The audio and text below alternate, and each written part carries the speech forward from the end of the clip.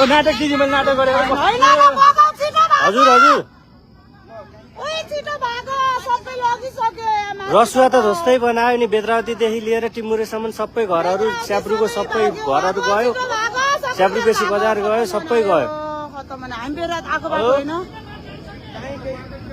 साँच्ची नै हो भनेको हजुर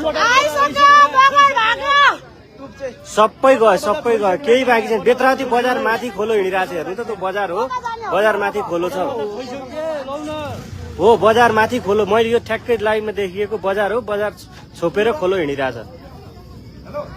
आइसक्यो भने मेरो विश्वास गर्ने नगर्ने भने विश्वास गर्ने नगर्ने रसुवा त ध्वस्तै भयो ध्वस्त भइसक्यो बेद्रावती केही छैन अब विश्वास गरेन गरौँ भाग्नु भनेकै भाग्नु अरूलाई भनेर भागिहाल्नु छिटो हस् हस् के रह्यो त्यसलाई हेर्नु त बेद्रावती आएको बजार हामी हजुर आइसक्यो भने यहाँ लम्बे पोवर आइसक्यो उहाँ त्यो माथिको त्रिशुलको ड्याम आइसक्यो माथिको उहाँ त्यो मेरो हात खुट्टा कामिरहेको छ दिदी एकछिनमा के बोल्न सकिरहेको एउटा भाइले हजुर घरतिर आयो दिदी आयो लाउन आयो भने आयो हेलो चलेन लाइभ दिन्छ न हेलो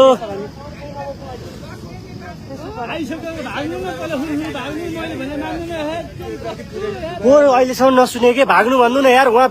बेद्रा त्रिशुली बजार सब छोपिसक्यो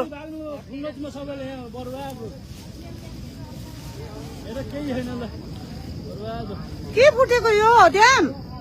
चाइनाको बाढी चाइनाबाट माथिबाट पानी ठुलो पर्यो हामी त्यही कुरा गर्दै थियौँ त रातभरि पानी हिजो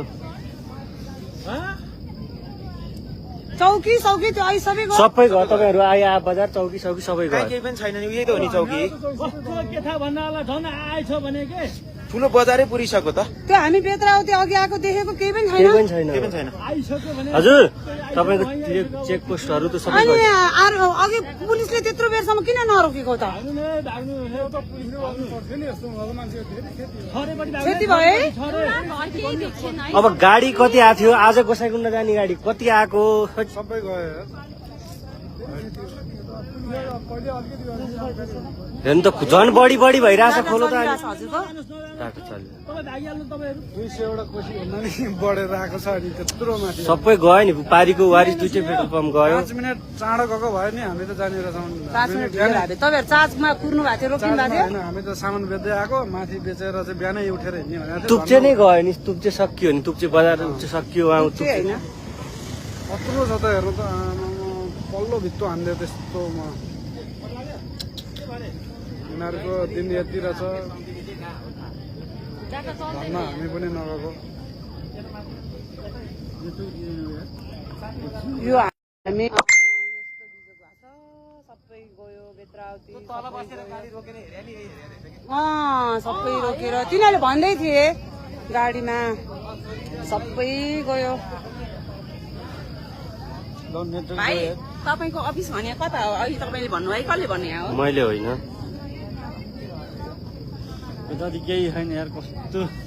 त्यत्रो उता फोन भयो मान्छे पत्याउँदैन निस्किँदैन अहिले जान्छ रसुवामा ठुलो विपद आइपरेको छ